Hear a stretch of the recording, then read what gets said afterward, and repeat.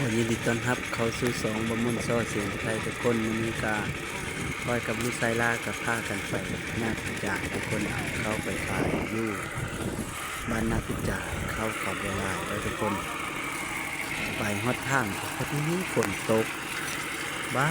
แห้งฝนตกก็เลยเอาผ้าปกเข้าสาเข้าเปิดไว้แล้วก็ผ้ากันไปตอนนี้ก็ฮอดห้วยบ่อนทุกคนหรือว่าใกล้สิฮอดบ้านหนองเดินนะทุกคนใกล้สิฮอดทางสามแยกบ้านกุดแค้นไปถึงแล้วทุกคนบ้านนากุจาน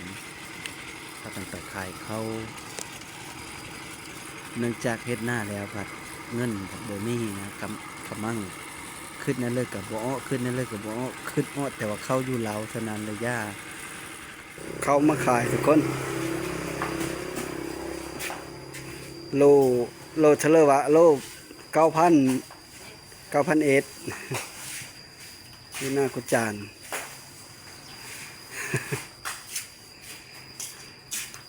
แล้วหน้าเราผมดเงินไล่แต่ขายเข้าเท่านั้นแล้ว เขาฮะบริจางนะนี่ดำเอาดำหน้าแล้วหมดเงินขายเข้าเท่านั้นแหละตัวนั้นแหละข้าวเหนียวนะข้าวจังชอบหนึ่ง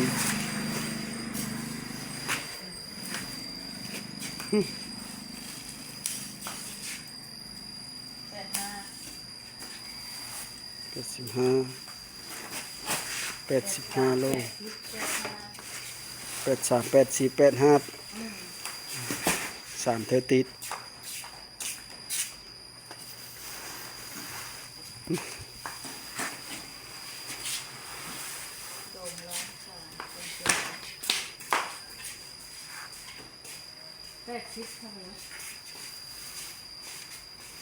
80โลข้าวเหนียวโลหนึ่ง6,500มีได้เอา7จำป้าจะตายเลยนี่สิซื้ออยู่บ้านก็ซ้ำกันนั่นแหละว่านั่นเสอะ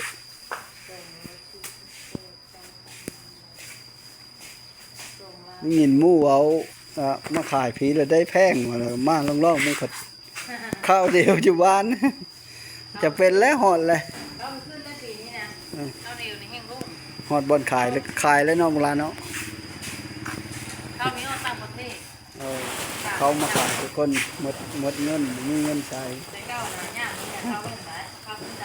แม้นเลยย่ามนี้เข้าเป็นราคานี่ก็เขาหน้าแซงกันเนาะโอ้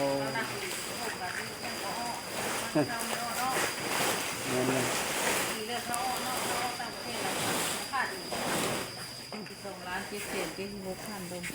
บ่ได้3 ล้านซ้ำเนาะ2,776,000คะแนน6,500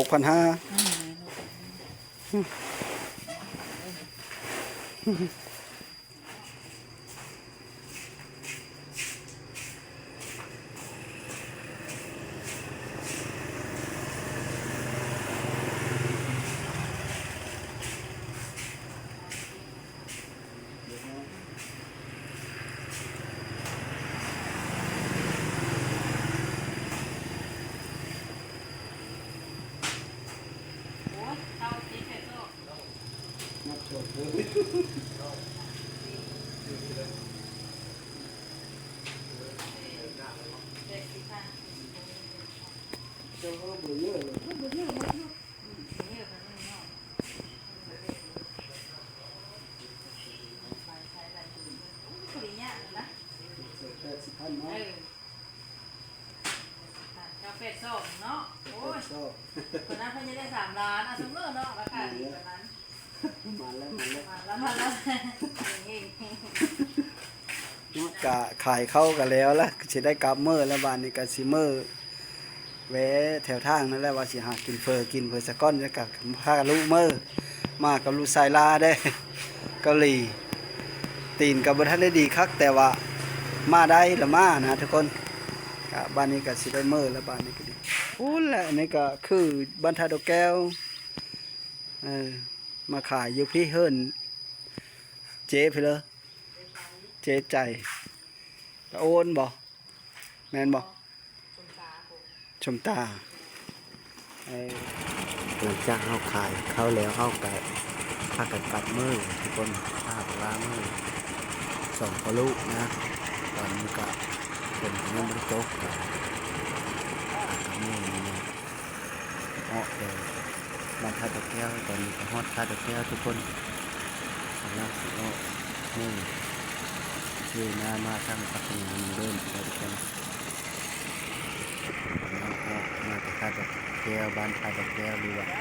บริเข้าตลาดเลยยันเสียเงินประหยัดมาฮอนนี่กะพาปลาลงตัดผมก่อน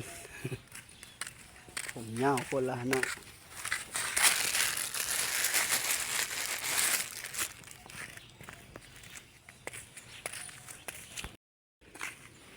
ตัดผมทรายทุกคน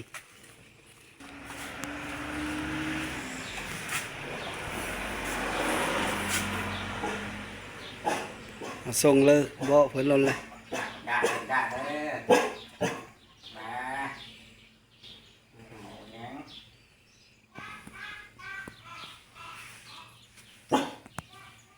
เห่าใช่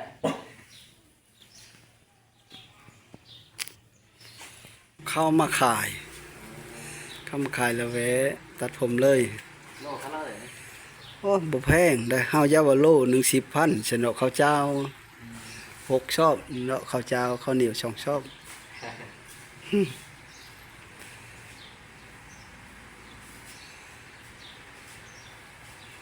ขึ้นปรับลงราคาเนาะ แม่นอยู่บ้านซ้ำกันนั่นแหละเฮารถคิดว่าอยู่ผีแพงเอามารถผลสุดท้ายรถซ้ำกันอยู่บ้าน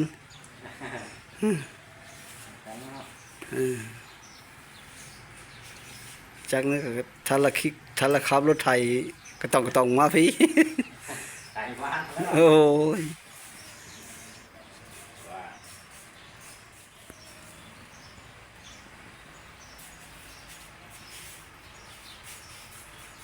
หากมาตัดอีบอกตะเก้าคือว่าชูเห็นตัด ตลอดอะไร ตะดนแล้วบ่เอา เสร็จแล้ว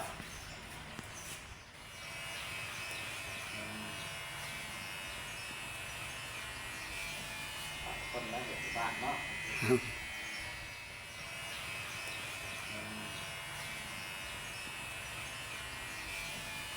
คนแล้วเดี๋ยวบ้านเนาะ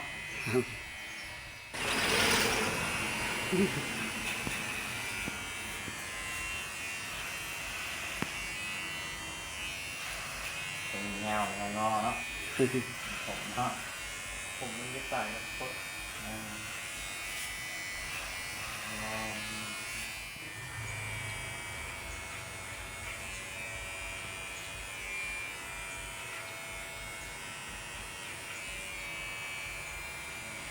ะ มีแต่วัยรุ่นบ่มาตัดนำนะ มันรุ่นง่ายเลยไม้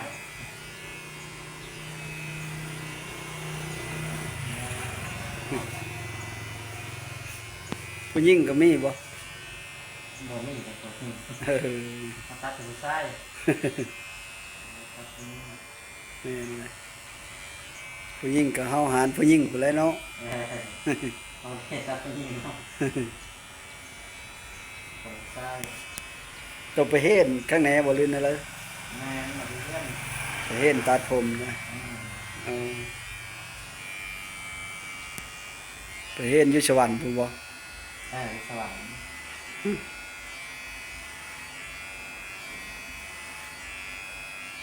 สวรรค์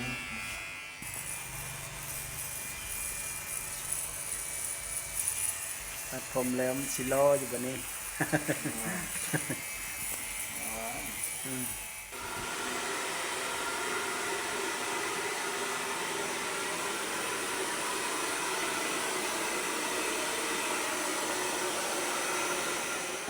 ทาลูไซลาตัดผมนี่ก็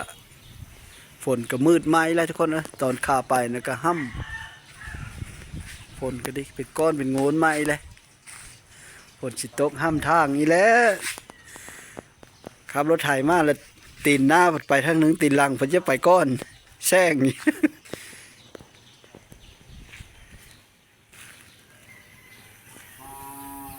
ปุ๊บมืดฝนกึบก้อมอยู่ตัดผมยังบ่แล้วทุกคนอยู่บ้านพักขยาบ้านพักขยาแต่พักขยานี่ก็น้องเดินทุกคนก็สิไปกินเฟออยู่บ้านน้องเดินหั่นจังมือถ้าเวลาตัดผมแล้วก่อนผมต้องรอนะ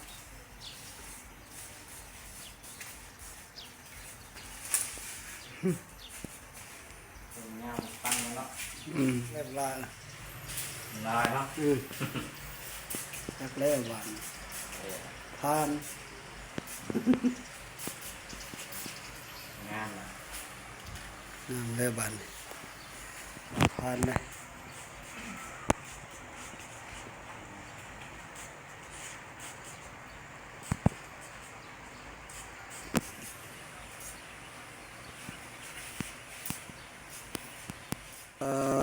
คักเลยเรียบร้อยบ้านนี่คนนี้ก็เฮาโตบ้านนี้ก็แล้วกำมือแล้วบ้านนี้ขอบใจหลายๆเฮ้ย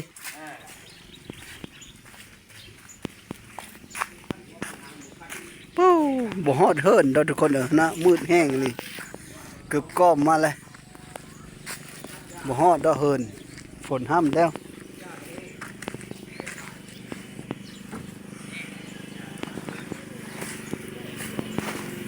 จากตัดผมแล้วก็มาฮอดบ้านหนองเดินนี่เฮาก็มาแวะกินเฟอสะก้อนทุกคนอยู่หารเพื่อว่ามากินเฟอก้อนกับลูกไส้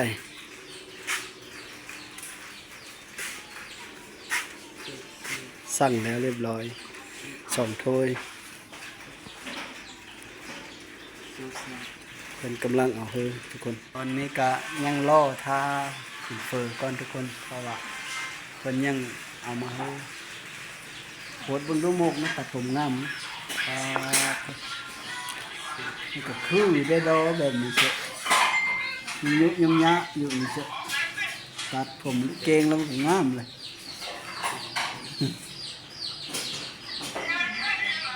หานขายเฟอเอ้ยพี่ละวะแสงทองอยู่บ้านหนองเดินทุกคนแล้วละวะ2 ถ้วยเลยลูกสาวบ่นี่หลานสบายดี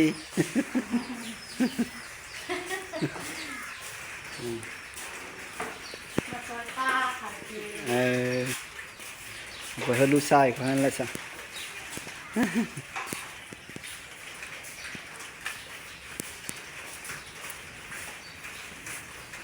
เบิ่งดูละเป็นแต่แซ่บอยู่บ้านนี้เครื่องปรุงมาเส้นหรือไหมปรุงเอานี่เครื่องนะทุกคนถ้วย1 25,000ซิมมาก่อนเนาะยำนั่นยากระเจ้าพ่อเกิดพ่อเป็นโน่แล้วนะ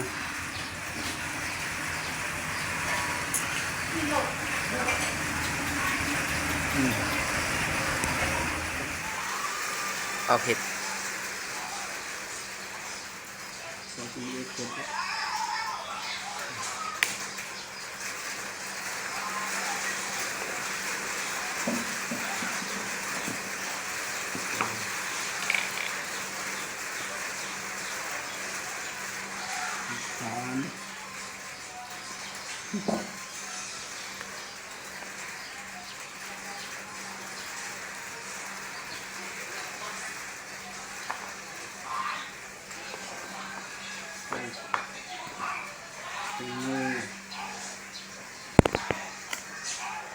น้ำตาลเป็นนุ่มปิดล้นเลยเขาเลยให้เข้ากัน ฝนกระตกพอฝนแล้วได้บาน ตะล่นเลยเป็นตาลอยอยู่บนนี้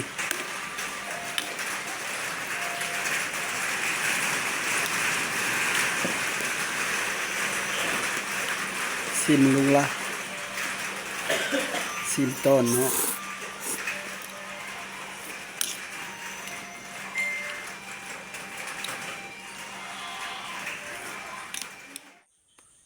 มาทุกคนมากินเฟืนน้ำกันว่ะมาวันนี้ก็กระบสามารถใส่เสียงสดได้ทุกคนเพราะว่าฝนตกแห้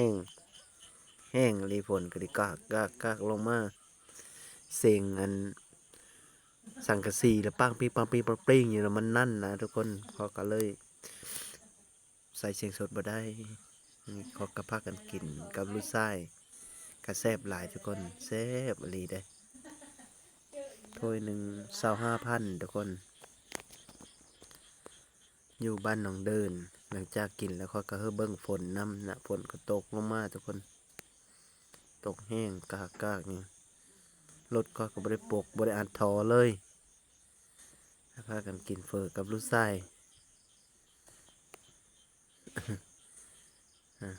กินไปน้ำเบิ้งโทรศัพท์ไปน้ำอยู่ลูกไส้ลากันนี่มันยังหอนได้นะ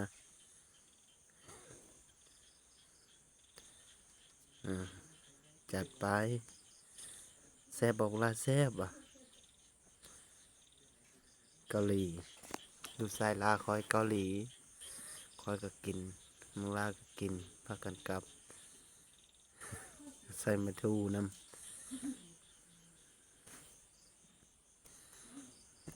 แซ่บหลายทุกคนร้านบ้านหนองเดินกะร้านขายเฟอร์กะมี2ร้านทุกคนร้านหนึ่งกะร้านไอ้ดงเนาะและกะร้านนี้เพราะว่าค่อยไก่ไปไก่มากค่อยกะแวกินเลยกันผ้าเม่ไปค่อยกับผ้าเม่กินผ้าลุไปค่อยกับผ้าลุกินทุกคนอันถ้าว่าร้านไอ้ดงเปิดค่อยกะเข้าไปร้านไอ้ดงบางเถอะกันนี่ถ้าว่าร้านนี้เปิดค่อยกะเข้าร้านนี้บางเถอะกะเจ้าบุเปิดมื้อนี้ร้านไอ้ดงนะเขาก็เลยแวะกินร้านนี้เป็นแต่ละมื้อเจ้าคาเวะเจ้าก็บ่ได้เปิดร้านเพราะว่าช่วงนี้ฝนตกแห้งได้นะฤดูฝนนะเจ้าก็การน้ำไห้น้ำหน้าบางเทีก็บ่ได้เปิดร้านบ่ได้เปิดร้านขายเฟอทุกคนพากันกินเฟอกับลูกไส้กินไปฝนก็ตกอยู่กุกกอกอยู่ก็มีคนเข้ามากินอยู่2-3คนทุกคนเอามานำจุงคอยกันนี่สิมีอยู่เราก็พอได้ขายทุกคนขายเฟอไปน้ำข้อก็เป็นวัดแข้งฝนมาเป็นวัดทั้งลูกไส้ก็เป็นคือกันเป็นวัดแข้งฝนมานำทาง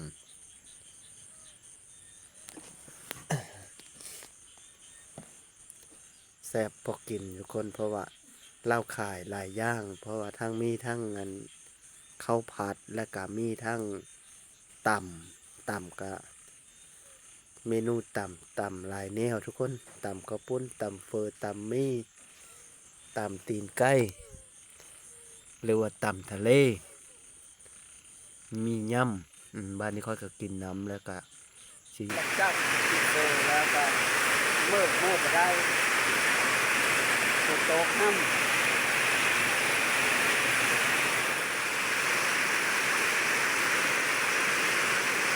ตกห้ำแห้งฝนตกห้ำทางแห้งนี่เมื่อก็เมื่อบ่ได้กินเฟออิ่มแล้วพัด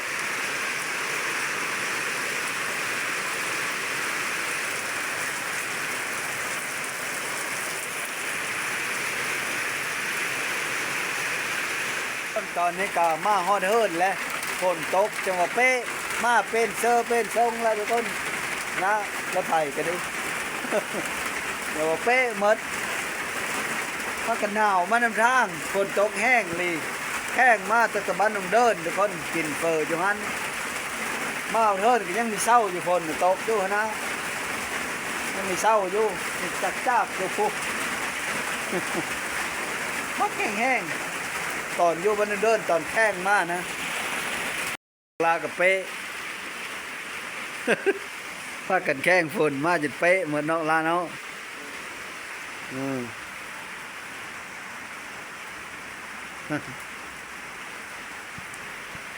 วีผมแล้วบาดนี่ตัดผมเก่งแล้ว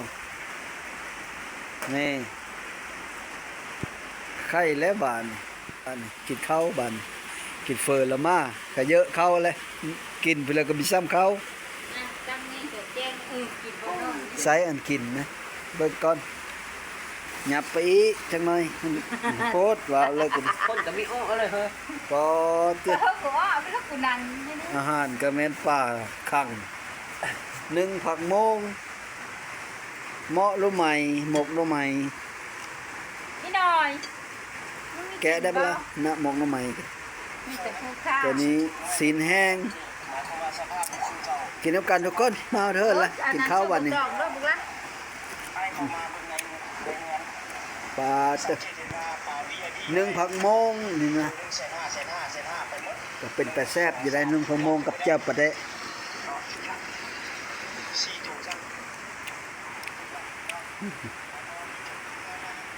กินเฟอร์ก็ยังบ่ซ้ำกินข้าวงอมละ ฮะ กินเฟอร์บ่ซ้ำกินข้าว ตัวยักษ์ว่า ไงมันบ่แล้วซ้ำข้าวเลย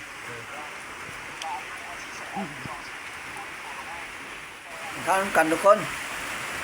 ข้าวกับหนึ่งผักโมงกับเจ้าปลาเดะแล้วก็ชิ้นแห้ง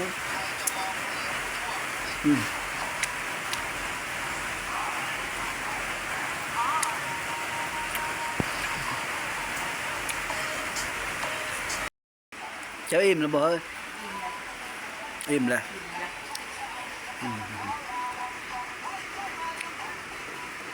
จำปาเดะจนว่าคำแดงๆกินข้าวจำปาเดะกับหนึ่งผักโมงทุกคนแล้วก็อันซีนแห้ง แล้วก็กับพ่อกินอยู่ได้ทุกคนหนึ่งผักโมงก็แซ่บอยู่ได้คอยเสียดายเป็นสีหวานหวานผักโมงบ่ได้กินแต่หึงแล้วบ้านเฮาได้มากกับพ่อกินให้เอามาแต่เฮิ่นกับปะมี่เพิ่นเอามาแต่ไห้เพิ่นโจมหนึ่งเอามานึ่งกินเช้านี่มาแต่ตลาดกินโต้อีทุกคนกินข้าวกับหนึ่งผักโมงกับเจียวเดะนั่นแล้วก็ไปอันขายข้าวกับบริซื้ออย่างครอบประหยัดทุกคนเพราะว่า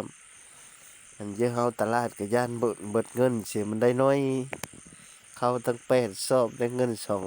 2,700,000 ป่าย กินก็แซ่บลูกสาวก็กินพี่ชายได้แม่เพิ่นกินอิ่มแล้วก็เลยบ่ได้กินน้ำเฮาบ่ได้กินแต่เฮิ่นก็พอกินอยู่กินหนึ่งผักหนึ่งนี่ก็ทุกคนเลยคือว่าละเยอะเลยก็หากินอยู่วันเนาะบ้านนาเฮาบ่ได้ซื้อได้แหละทุกคนเอ้ย มีข้าวกับได้ยา พอ ได้ กิน เช่า กินไป ได้มีผู้ป่าเลยจับ สึก ผู้ มี ละ สุกวันตอนนี้ประหยัดรายจ่ายลงเด้ อ่า กินหนึ่งผักหนึ่งนี่ไปจังได๋ เนี่ย เราใช้เสียงสดก็บ่ได้ทุกคนเพราะว่าฝนตกอยู่นั่นนะ มาอันที่ผู้เจ้าขี้ขลาด